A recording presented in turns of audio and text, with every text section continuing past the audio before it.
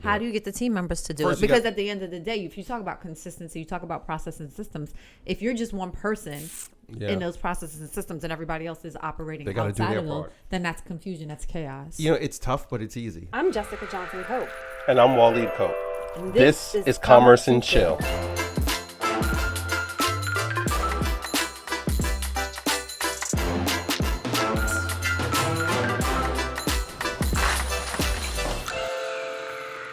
Bracelet that zaps you into breaking bad habits, and ABC's Kenneth Gibson has the details. Businesses don't fail for lack of capital. They fail for lack of brains. They fail for lack of effort.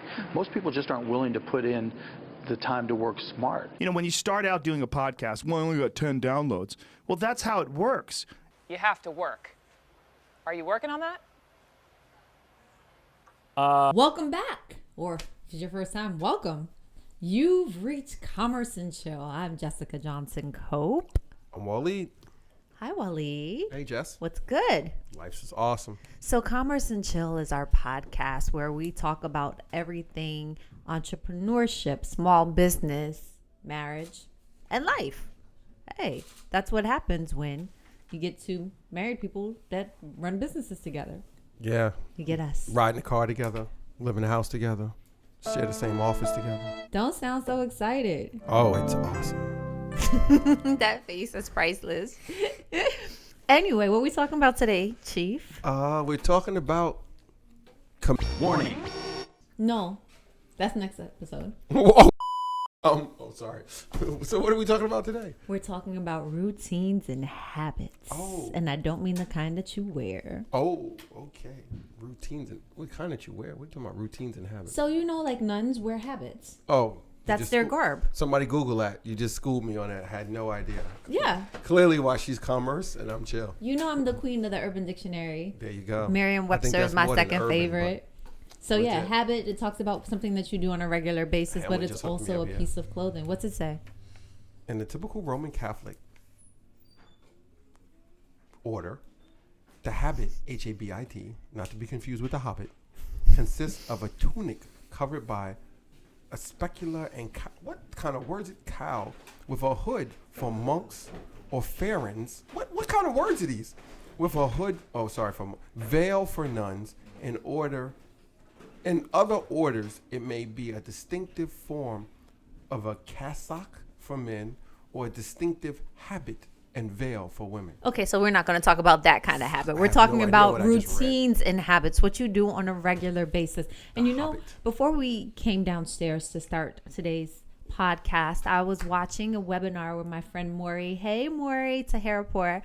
She was doing a webinar on behalf of WISE, which stands for Women in Sports and Events, talking about her book, Bring Yourself, and the topic was negotiating fearlessly for women.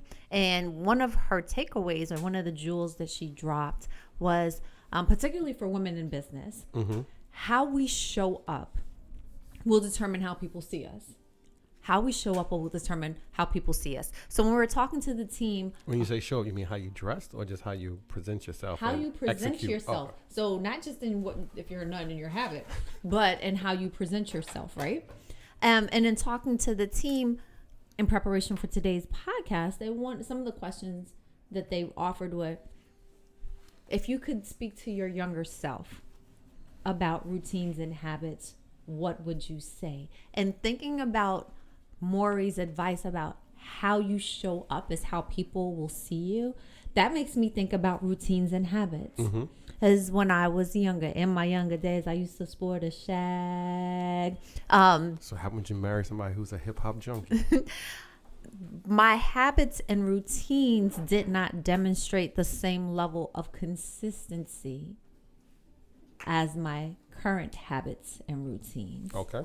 So if I had to coach my younger self, I would tell my younger self, be what you want people to see, and you do the right things repeatedly to get the outcomes that you want to get. Now, that might sound like a whole lot of malarkey, Joe Biden, but it's true. Like, I work with Naomi, our niece, and I see how much better she performs in school when she has an outline when she organizes her work, when she reviews the syllabus before she starts her homework, and then when she goes back and double checks her work before she submits it. So those are habits and routines that she's learned in middle school that I see some adults don't even have. Scary. Being organized, preparing, reviewing, double checking, asking questions. And so my younger self, I tell my younger self, remember, be what you want other people to see, and your routines and habits demonstrate what those things are. What would you tell your younger self about routines and habits? Oh, yeah. That would probably be an interesting conversation. Well, give us the clip notes. So routines and habits. I would probably tell my younger self, set up some kind of parameters and structure, but at the same time be flexible and do and taste different things. So don't be too rigid, but at the same time allow some flexibility, because it's you don't want to box yourself in. You know, people always like, stay in your lane, stay in your lane. Like, you should stay in your lane depending on what it's about or what you're doing. But there's other times you need to get out that lane and try and do some different things. Because remember, positivity, all that negativity, that wins in the short term. That doing stuff right and being positive and treating people good and being fair and being kind, that wins long term. But when you're talking about some of the processes and systems, when in your workplace or in your business, you want to have that structure, because you want your clients, you want your customers, you want your vendors or whoever you're interacting with, you want them to have the same consistent experience from your team members, from yourself, from your business, from your establishment. So they have a consistently good experience. But that's only going to happen if your people stick with a process and things become habit and become routine.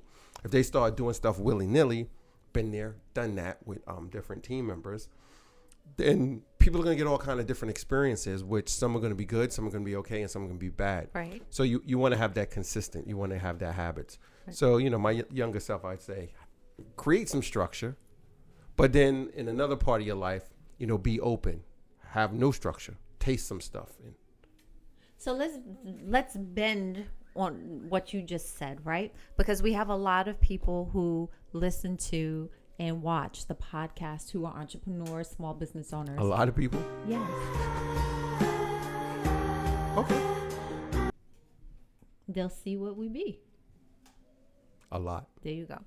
And so when people come to Commerce and Chill, they're looking for information that will help them be more successful, be better bosses, be better bosses, be better business people. Better people. So when we're leading our team, when you're leading your team and you're trying to coach team members around practicing and using better routines and habits, how do you do that?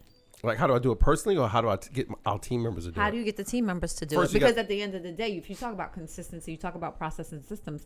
If you're just one person in those processes and systems and everybody else is operating they gotta do their part, part. Then that's confusion, that's chaos. It's tough, but it's easy. One, because you have to, it's easy because you can model it and you can demonstrate it. It becomes a little difficult because then you have to make sure people are doing it. And then you have to help them break their habit of not doing it, to get them to accept it. And the biggest way I think to get someone to accept it is modeling the behavior yourself. But where we found success is where you make it visual. So whatever, chart paper, I don't know, Excel spreadsheet or some kind of fancy dancy app or software where you can lay it all out, and then people can see, like, on these days and these times we do this. Right. Like we do that with HR.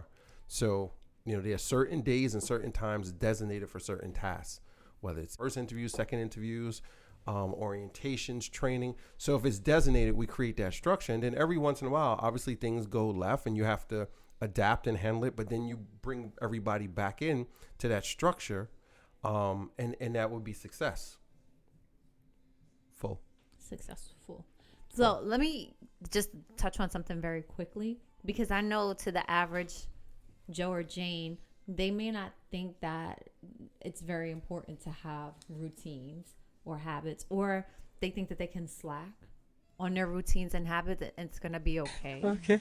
I used to live But that is a routine. And that is the habit. So if someone is like, oh, they're slacking, they're not doing it. That is their routine. Right. They're a freaking slacker. I mean, no disrespect to the slackers, but that's your routine.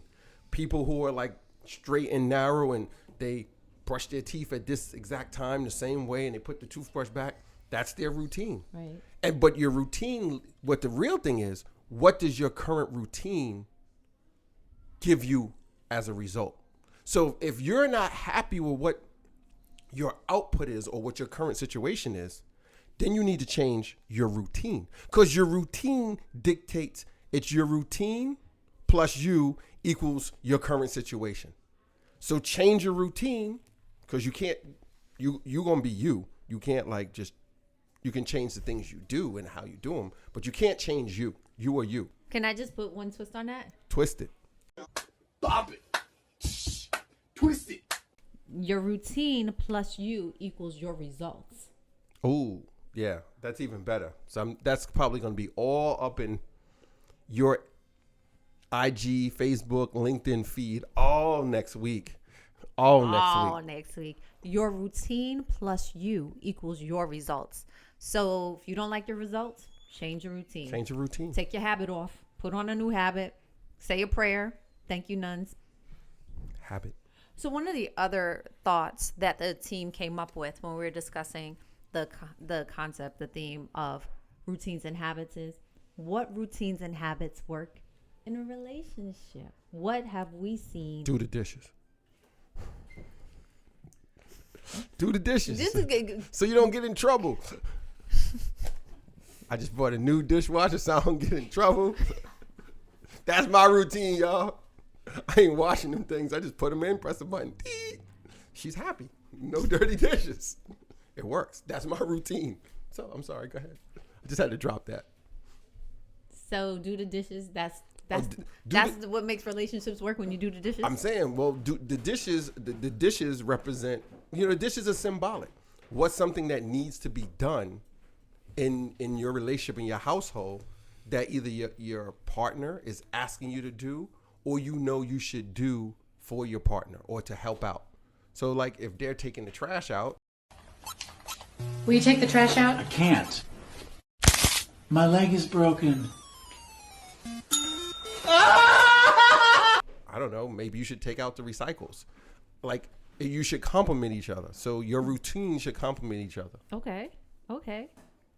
So for us, one of the things that seems to work is that we have a division of labor, right? Our I'm getting scared, but go ahead. Our routines complement each other. They do. And so, for example, if one of us drives, the other one sleeps. The other one sleeps. Who's driving today? I'm driving today. I'm gonna be knocked out. That means I get to sleep the whole rest of the week. But and I gotta drive the rest of the week. But we both take turns putting in the work. Absolutely.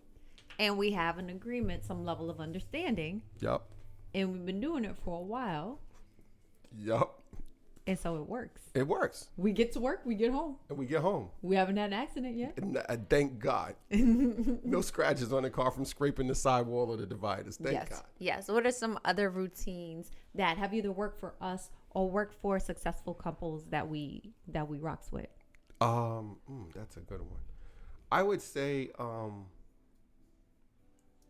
like just telling it like it is. Mm-hmm. Like being a routine of being candid, which is probably not easy, but it's not what you say, it's how you deliver it. Because we have those tough conversations all the time, especially we talk about business. Mm-hmm. And like, I would probably say most of majority of the conversations we have are something to do with one of the business or something business related, like probably 80% of the conversations we have. It sounds kind of scary. That might be kind of sad, but whatever. It works for us. Are you sad? No, I'm good. Okay, then. Life is good for me. Okay, great. I wish COVID wasn't around, but besides that, I'm good. One thing that I've noticed is for many of the more successful couples that we know, both personally and professionally, they work and have a routine around building their schedules. So you don't find where one partner just willy-nilly goes off and does whatever, but they sit down, they make time to talk about what the plan is, what the impact is going to be on the household, on the children, on the finances, and then they develop their respective routines based on a plan that they've created together. Right. And there's a lot of communication that goes into that, as well as sharing of expectations, sharing of goals. And we see that in a couple of different couples. Like, division of labor. I can think of Nicole and Brian, right? You walk into their kitchen and they have they have the chalkboard on the wall, and you can see the schedule and who's responsible for all the what. activities for the kids, and who drives them there, who does this, and which is smart, because there's no room, not just for error, but there's no room for miscommunication. So then later on that it turns into like some disagreement or argument. We even see it with the Taylors, by Lori and Brian, when they plan their travel schedules for work, and then their home responsibilities are built around that. So if you're in a relationship, make sure you're talking to your partner about your time, your plans, and you build your routines based on that. And we're getting the sign that we're out of time. Dag, that was fast. Damn. I didn't even get to get all amped up and get salty in this episode. That's all right. You got happy because you got a dishwasher. Gotta go do dishes. What they say, happy wife, happy life. Yeah. So true. And if you think that he's not happy enough, I encourage you to subscribe to Commerce and Chill. That will make Cope and me happy. If we get enough subscribers, I don't have to do dishes anymore.